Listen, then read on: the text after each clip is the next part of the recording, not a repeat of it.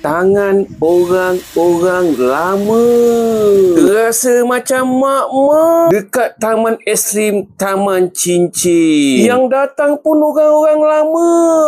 Tak kira lah, yang muda pun ada juga. Sini ada tool ke? Bukan yang kat highway tu. Yang ini tool tangan orang lama-lama. Angkat habislah makan. Nak kena sambal ni. Kena pula dengan kopi.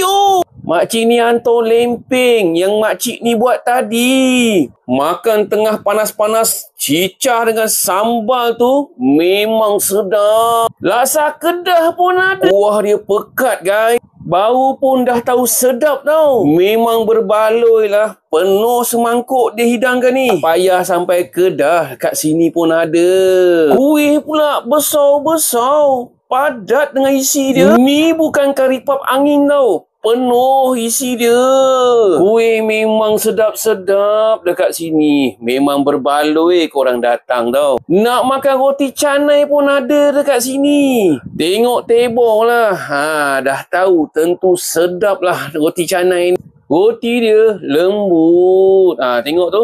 Senang je dia, guys. Lepas tu cicah dengan kuah kari atau kuah dal.